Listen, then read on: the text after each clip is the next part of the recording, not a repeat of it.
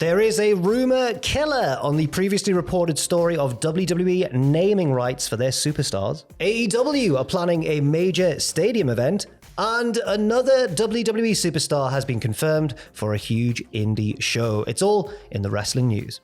Hello everyone, it's Jack and Ross back again with the second news video of the day. Now, Brian Alvarez recently reported on Wrestling Observer Radio, or Wrestling Observer Live, one of his many podcasts, that WWE had brought in a new kind of policy when it came to naming rights for their superstars, or their superstars who'd been released, I suppose. He was suggesting that nowadays, it's a very new policy that the released superstars will be able to continue using their names after they've been released from the company. However, Sean Ross Sapp has now kind of clarified this, and it's a bit of a rumor killer. It is a bit of a rumor killer. Get your machine guns out, everybody. Ha ha ha ha. Chris Van Vliet shared a screenshot of the news article Jack was just speaking about there, and Sean Ross Sapp was in the comments going, no, that's not quite as it seems. Yeah, Sean Ross Sapp commented on that screenshot saying, I think it was misinterpreted. It's only for talent that had a name established, and then WWE used it, and it's been like this for a while. So you gave the example off camera there of Ricochet, for example. It is a timely example to use. Ricochet, of course, his contract his contract was not renewed, so he's now left the company. He, because he used that Ricochet name before he went to WWE, can now use that Ricochet name after leaving the company as well, which is not news at all because that's how it was before. Yes.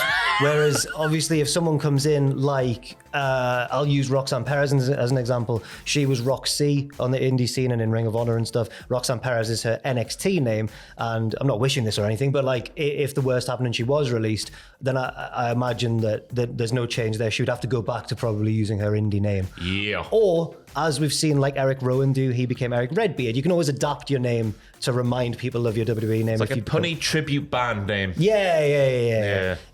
So yeah, it seems as though that rumor's been... I can't really do it very well. Just give it. Everyone had to get a little gun noise on the playground back in the day.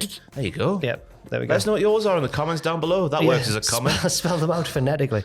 Elsewhere, crossing the divide to AEW, they are planning a major stadium event, according to Fightful Select. Yeah, Fightful Select spoke with numerous people with knowledge of the situation in the Dallas/Arlington area that All Elite Wrestling is planning to bring a major scale event to the arena in 2025. The arena in question, of course, is the one where WWE held WrestleMania 32. The Dallas Cowboys one. The massive one with 100,000 shoot wrestling fans in attendance and not a single person lower. No. Anyway, the story continues. Numerous sources who had knowledge of the situation tease that it could be a stadium show and be on par with AEW's biggest event. For some reason, AEW's biggest event is in little abbreviated comments. Oh, what could that mean? I'm assuming that's just because the source themselves said AEW's biggest event and didn't specify which one, but I'm assuming that's all Wembley, in. yeah. It's got to be. We're told officials in the area could make an announcement about the show by the end of the year if all goes well. So that's very exciting news indeed. Yeah, another stadium show, but this would be, I guess, their first massive stadium show in America. Does that mean they won't come over here? Oh, is that it? Is that it for All In? I don't know. Yeah, if they only do one a year. Surely. Do two. We're a long way from Arlington, Texas. It could mean that. We'll have to wait and see. But me and you have both been lucky enough to go to that stadium. It was massive. It's a ridiculous stadium. It was stupid, wasn't it? Yeah, it's so far ahead of anything we've got over here. Yeah, it really is. Just in terms of being a human being inside a building, that is far more advanced than anything we have. I remember looking at people in the top section opposite us and thinking, they're far away. They're very far. They're tiny little people up there. But the steepness of the stands means they're quite actually close, you know? It was weird. It was a massive stadium, and if AEW can make it look good, then I can totally understand why they'd want to do a show there. Elsewhere, another WWE superstar has been confirmed for a major indie event. The event in question is Josh Barnett's Bloodsport on Sunday, July 28th in Brooklyn, New York. We've already heard of 3 WWE superstars who'd been announced previously. Shayna Baszler, who wrestled in Bloodsport already over WrestleMania weekend, and now the Creed brothers as well have also been confirmed. But there's a new one as well. Now, I was surprised when I saw this because you think Shayna Baszler's there. Who beat Shayna Baszler in NXT Underground? Lola Vice. You think that would be the natural one to go to the show like this, but it's not. Everybody in the crowd are going to be saying "Capesh," because Charlie Dempsey, the mobman himself, is going to be taking names and putting them in the boots of a car when he beats them up like a mobman does. Charlie Charlie Dempsey also appeared on that WrestleMania weekend Bloodsport show, beating Matt Makovsky on the undercard, which also featured Shayna Baszler versus Masha Slamovich, which was, well, I remember watching that one, and Shayna Baszler got like John Cena ECW heat. Oof. You're the big star coming in here, boo. And then she won and everyone was fuming. This year, Baszler's opponent is going to be Miyu Yamashita, who we saw wrestle just the other day. Yeah, she lost. She did. I was shocked. To Lizzie Evo. Yeah, very good show. Very good match. And I think just from her style, she'll fit the Bloodsport thing really well. Oh yeah, the glove fits there. The MMA fighting glove. Yes. It fits there.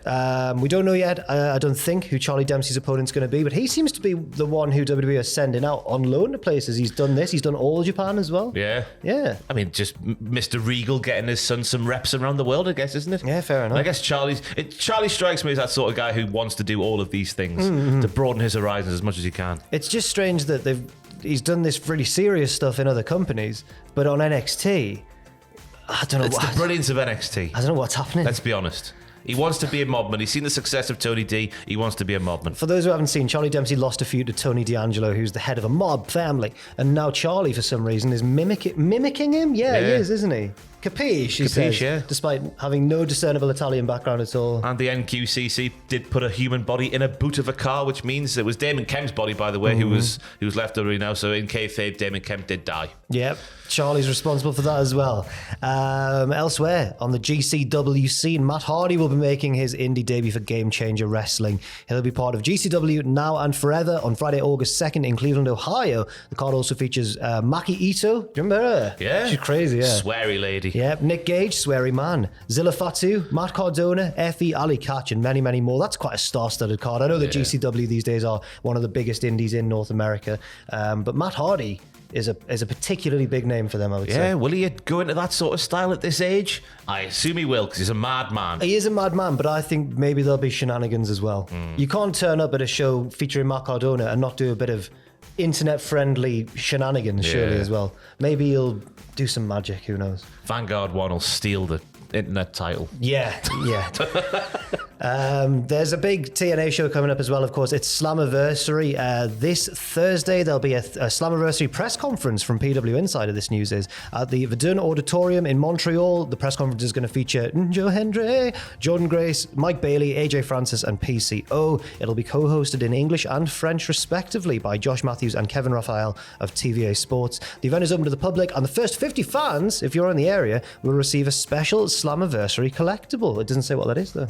It could be anything. It could be. I was meant to get the card up so we could just look at Slammiversary and see what sort of matches. Is this the big 6-man main event for the world title? Joe Hendry's in it. He could win it, but Moose. I don't know. Moose is Nemeth.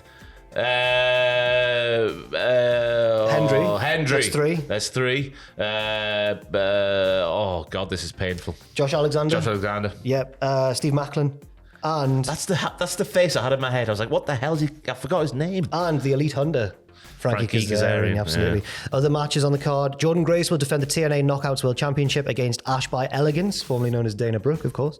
Mustafa Ali will take on Speedball Mike Bailey for the X Division Championship. That'll be rubbish. Heavy sarcasm. It's a joke, obviously, because they're two great wrestlers. That could steal the show. AJ Francis, formerly known as Top Dollar, will defend the Digital Media Championship and the Canadian International Heavyweight Championship against PCO.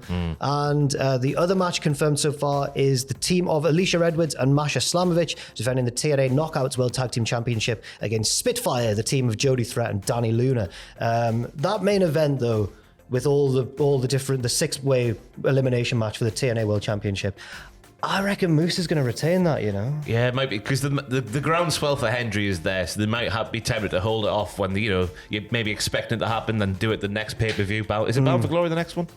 Bound for Glory is the next big one. Yeah, the next big one, so it might happen there instead, who knows? I wonder if Hendry will get, because it's an elimination match, could he get agonisingly close at the end or something like that? Yeah. When you have it ripped away. Yeah. Oh, dear me.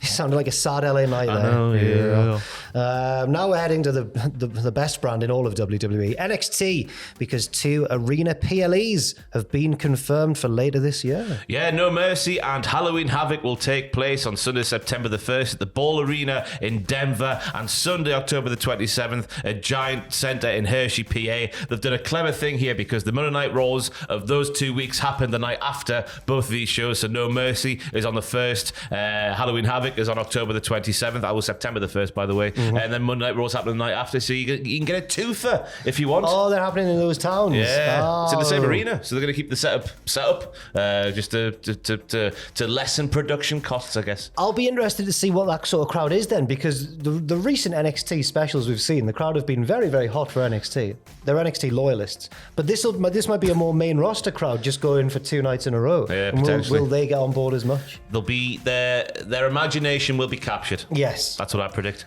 And finally, speaking of NXT, now this wrestler hasn't competed in a WWE ring since March of last year when she lost to Roxanne Perez, but traumatized her in the process. Yeah. And then Roxanne lost the belt shortly afterwards.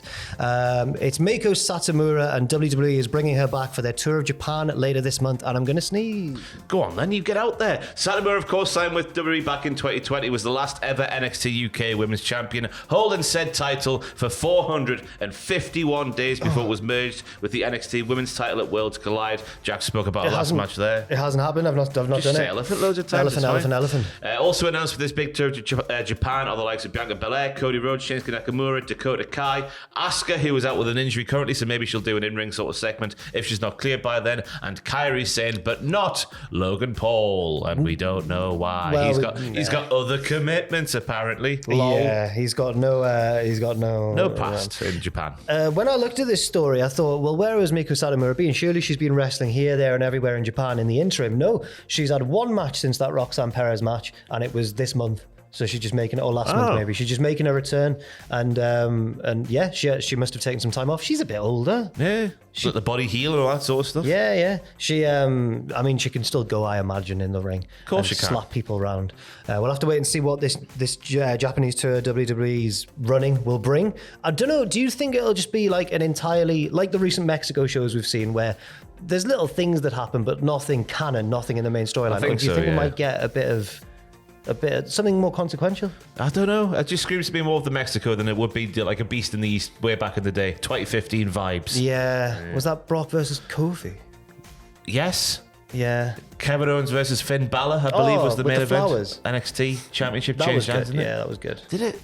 Maybe. God, Mandela effect's happening now. No, I feel like it The did. show definitely happened, so look at the card on Cage I Match. feel like Nakamura won an NXT title in Japan. I don't think that was Beast in the East, though. No. Yeah. Let's end the video. Thank you very much for watching. Leave your thoughts and opinions in the comments section down below. I've been Jack. This has been Ross. And we did do a news video earlier on today on this very channel, so check that out as well. Thank you once again, and we'll see you very soon.